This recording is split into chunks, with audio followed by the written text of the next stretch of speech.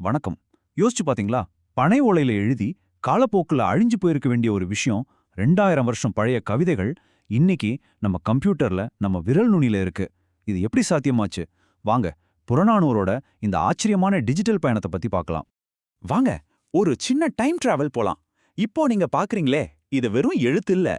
2000 வருஷத்துக்கு முன்னாடி வாழ்ந்த நம்ம முன்னோர்களோட குரல். இதுல இருக்கிற ஒரு ஆச்சரியமான விஷயம் என்னன்னா, இதை எழுதின புலவர்கள் யாருன்னு கூட இன்னைக்கு நமக்கு தெரியாது.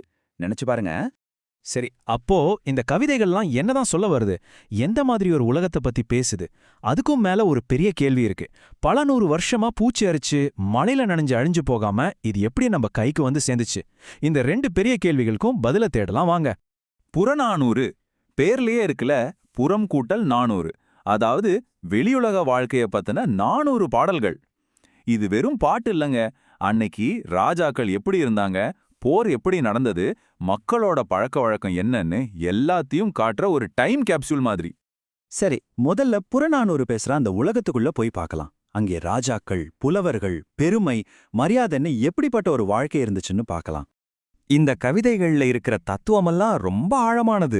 ஒரு பாட்டுல சொல்றாங்க பாருங்க, தனக்கு மட்டும் அமிர்தமே கிடைச்சாலும் அத மத்தவங்களுக்கு கொடுக்காம சாப்பிடாத நல்ல மனுஷங்க இருக்கிறதால தான் இந்த உலகமே இயங்குதுன்னு. யோசிச்சு பாருங்க, பொதுநலம் எவ்வளவு முக்கியமா இருந்திருக்கு. அப்பெல்லாம் புலவர்கள்னா சும்மா ராஜாவை புகழ்ந்து பாடுறவங்க மட்டும் இல்ல, அவங்க தான் ராஜாக்களோட மனசாட்சி.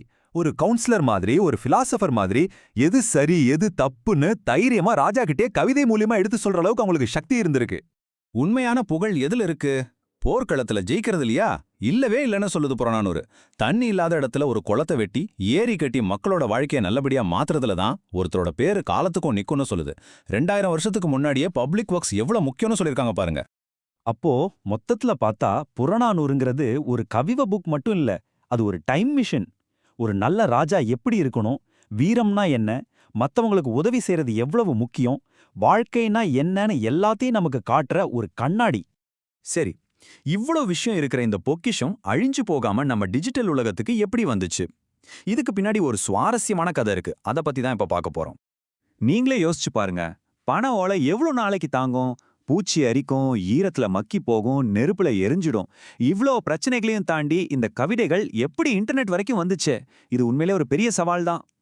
இந்த கதைக்கு ஹீரோஸ் யாரு தெரியுமா? அவங்க தான் மதுரை திட்டம். அவங்களோட நோக்கம் ரொம்ப சிம்பிள், ஆனா ரொம்ப பவர்ஃபுல். தமிழ் இலக்கியங்கள் எல்லாத்தையும் டிஜிட்டலாக்கு, இன்டர்நெட்ல யாரு வேணும்னாலும் இலவசமா படிக்கிற மாதிரி செய்யணும். இது யாருடைய கட்டாயமும் இல்லாம உலகம் முழுசும் இருக்கிற தன்னார்வலர்கள் சேர்ந்து செய்யற ஒரு விஷயம். அவங்களோட உழைப்புக்கு கிடைச்ச வெற்றி தான் இது. புறநானூரோட முழு டிஜிட்டல் வெர்ஷன். இப்போ நீங்க உலகத்துல எங்க இருந்தாலும் சரி, ஒரே ஒரு கிளிக்ல இந்த 2000 வருஷ புதையல படிக்கலாம்.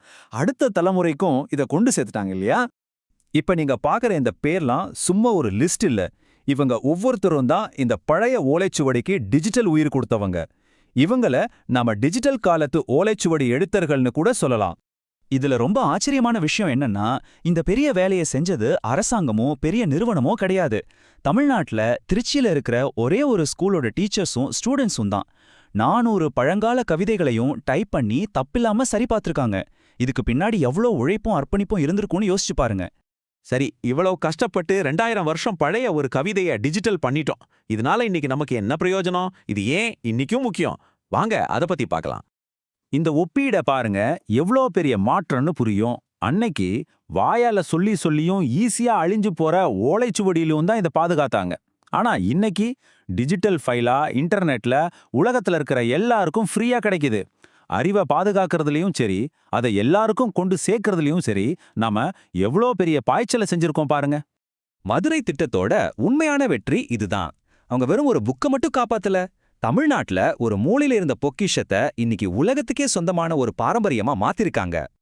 கடைசியா புறநானூறு நமக்கு சொல்ற ஒரு முக்கியமான செய்தி, உண்டி கொடுத்தோர் உயிர் கொடுத்தோரே.